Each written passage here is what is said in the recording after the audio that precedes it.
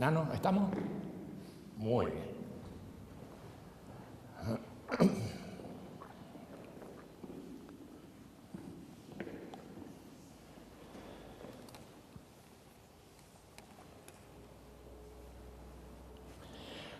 Hoy vamos a dirigirnos especialmente a los mensajeros que están reunidos en distintos parques del mundo. Nuestros comentarios se habrán de referir a las características más generales del mensaje. Comenzaremos por considerar los antecedentes del mensaje que se encuentran en dos materiales producidos en 1969. El primero es un escrito conocido como La mirada interna, que se comenzó a escribir en este lugar de Punta de Vacas en 1969 y que se editó por primera vez en 1972. El segundo antecedente es un discurso, una alocución, conocida como la arenga de la curación del sufrimiento, y que fue dada el 4 de mayo de 1969 en este mismo lugar. Estos materiales se continuaron difundiendo en distintos formatos y a ellos se agregaron desarrollos que se editaron como títulos y libros separados y que finalmente terminaron por configurar los volúmenes de las obras completas del autor. Creo acertado decir que toda la obra producida no pasa de ser un conjunto de adaptaciones y desarrollos temáticos de los dos antecedentes citados. Así es que, si bien la obra puede ser desdoblada en distintos géneros literarios, psicológicos, sociales y otros, el núcleo de las diferentes elaboraciones se reduce a los dos antecedentes mencionados. Por esto, los distintos escritos y las distintas intervenciones públicas no son sino extensiones, desarrollos y explicaciones de las producciones básicas que hemos mencionado anteriormente. Hace poco tiempo apareció el mensaje.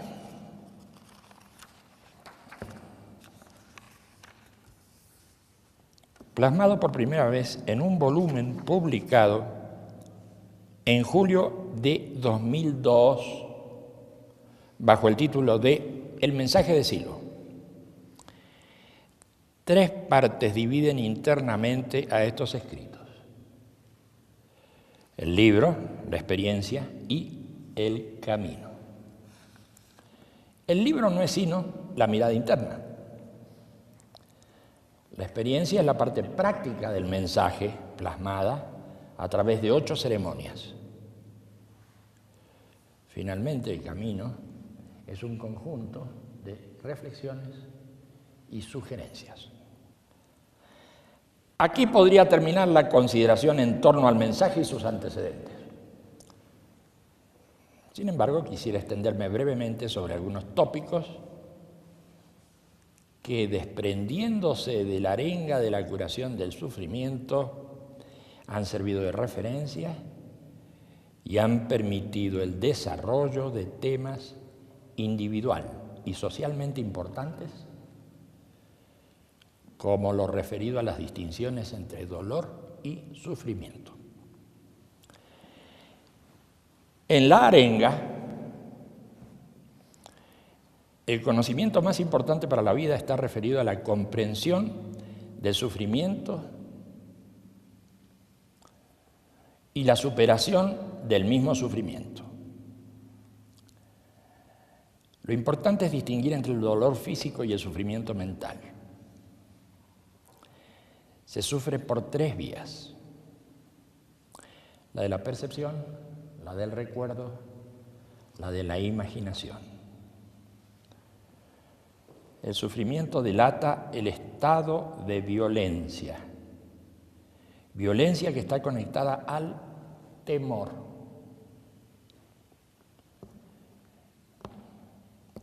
Temor a perder lo que se tiene, a lo que se ha perdido y a lo que se desespera alcanzar. Se sufre porque no se tiene, o porque se tiene temor en general, temor a la enfermedad, a la pobreza, a la soledad y a la muerte. La violencia tiene por raíz el deseo. El deseo aparece en distintos grados y formas, que van desde la ambición más desmedida hasta las aspiraciones más simples y legítimas. Atendiendo este punto, por la meditación interna, el ser humano puede reorientar su vida. El deseo motiva la violencia, que no queda en el interior de las personas, sino que contamina el medio de relación.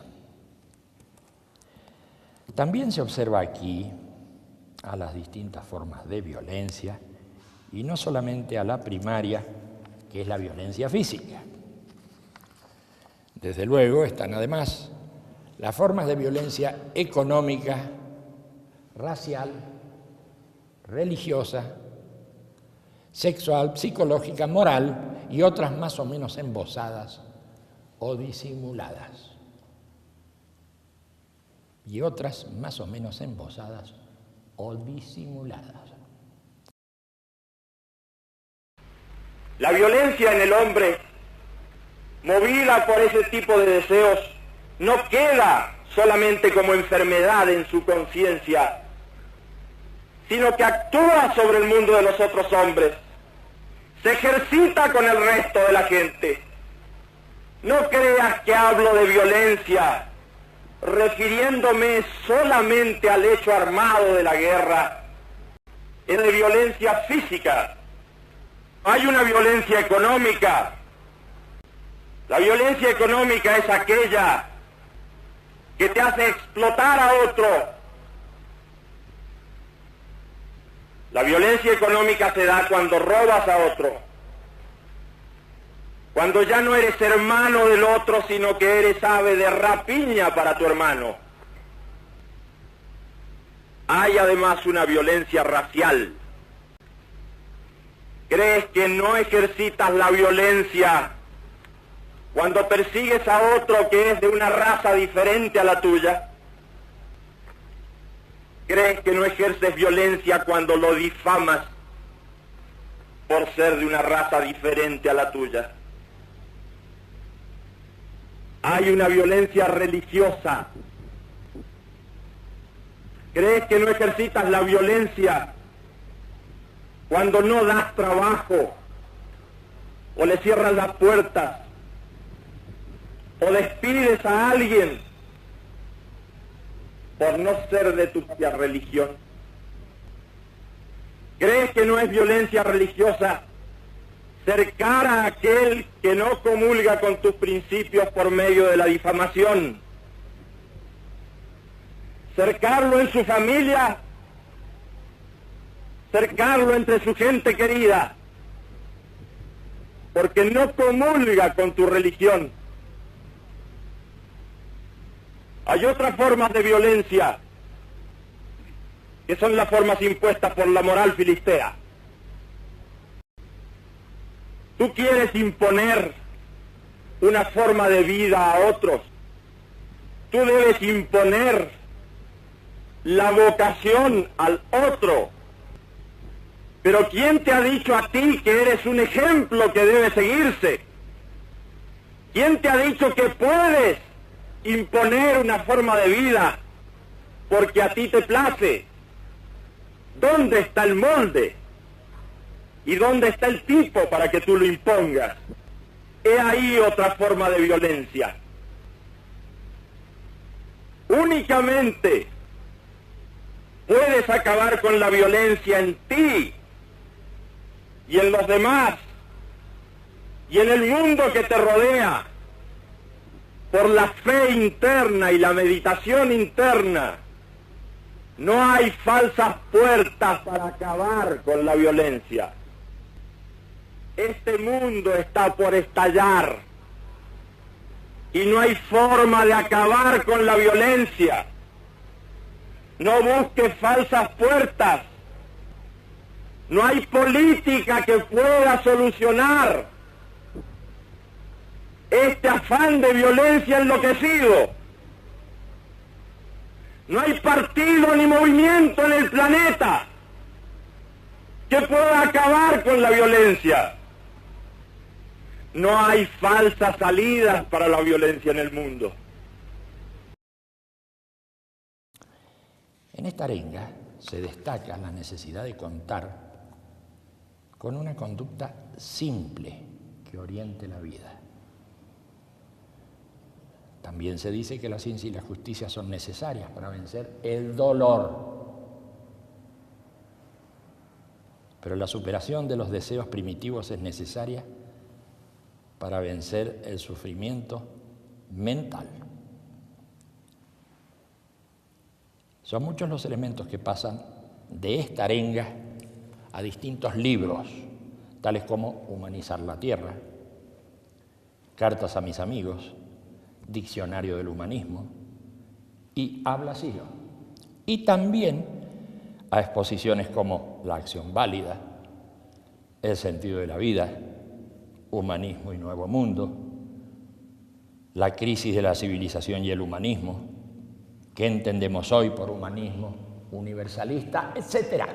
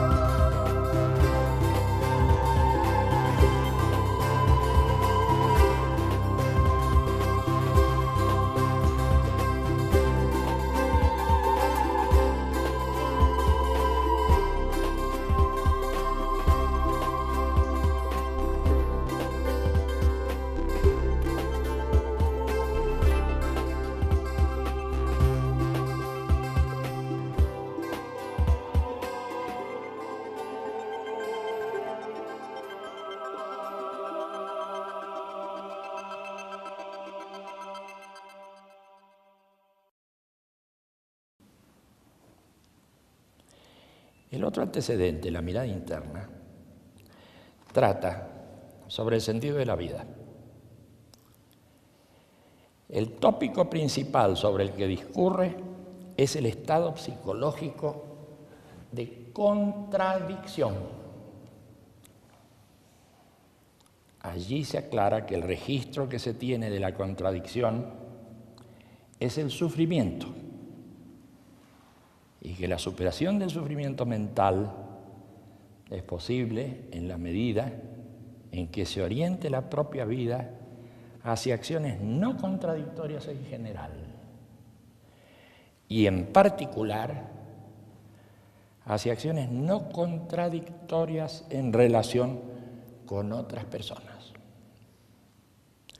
Este libro contiene el germen de la espiritualidad social y personal y de una psicología y antropología muy amplias que van desde los libros Psicología de la Imagen y Apuntes de Psicología hasta Mitos, Raíces Universales. También aparecen intervenciones públicas como Acerca de lo humano, la religiosidad en el mundo actual y el tema de Dios. Allí se producen nuevos desarrollos y aplicaciones de la mirada interna.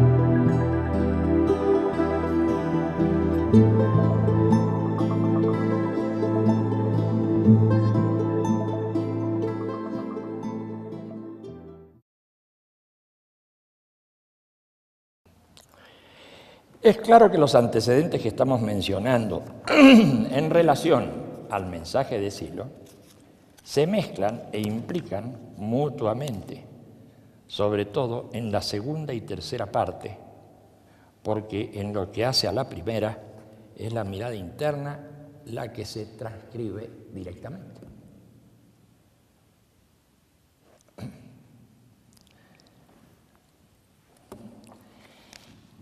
En obras literarias como las experiencias guiadas o en cuentos aparecen estas transcripciones, estas traducciones.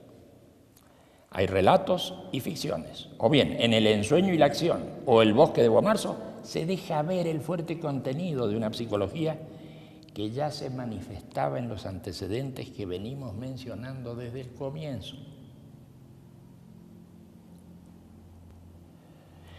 Para terminar con estos breves comentarios, quisiera anotar que el mensaje es expresión de una espiritualidad personal, pero también social, que va confirmando su verdad de experiencia a medida que pasa el tiempo y se manifiesta en distintas culturas, nacionalidades, estratos sociales y generacionales.